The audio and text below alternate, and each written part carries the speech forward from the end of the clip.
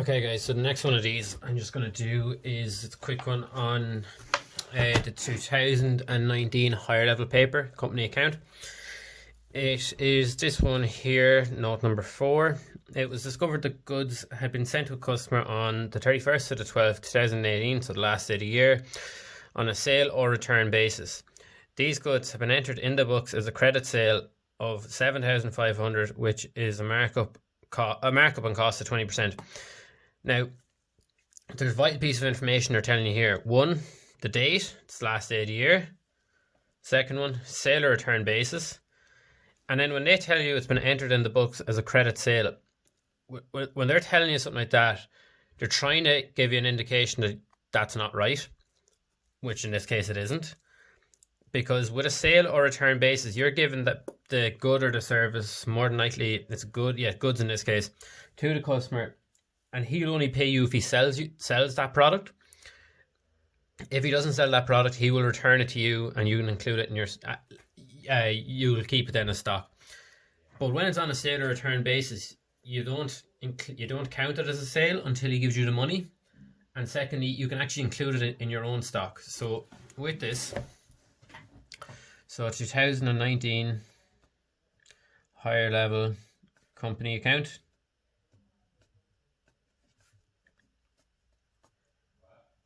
So you were told it was treated as a credit sale. So the first thing you want to do is take it out of sales.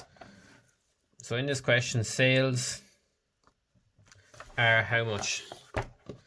You can see sales there is 1,590,000. So 1,590,000. And you're going to take away this sale because he's not giving you the money unless he sells it, and then you can include it as a sale next year. So less sale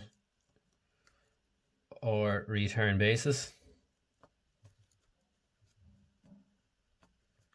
And you're taking away the full sale price here, the 7,500. So take that away from that, and I just need to grab the calculator. 1 million.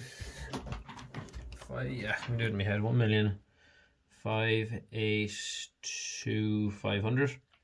So that's your new sales figure. And then with debtors, because you were told it's a credit sale, that affects your debtors. Your debtors in this question is the 98,200. So 98,200. You're charging your debtors the full amount for this. So you can take that away from debtors, because you know he's not going to give you the money unless he sells it. So less sale or return basis.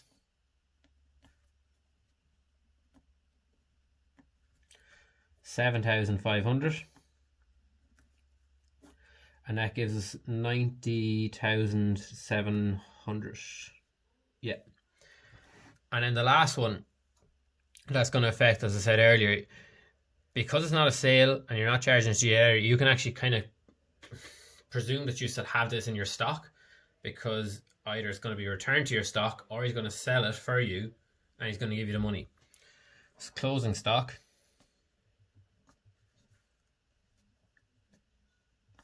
Now, in this question, our closing stock was affected up here with the net realizable value.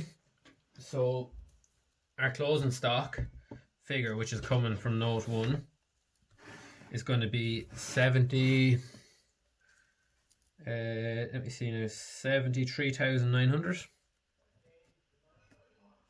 and that's from working 1. And you add this back in, but you're not adding it in at 7,500. You're adding it in, because that's cost plus 20%. You only value stock at cost. So plus sale or return basis. So that's going to be the 7,500 divided by 120 times 100. You're adding back in 6,250. And that'll give you a new closing stock figure of 80,150. Obviously this figure is going to be at the top of your P&L, current asset in your balance sheet, current asset in your balance sheet, and less cost of sales.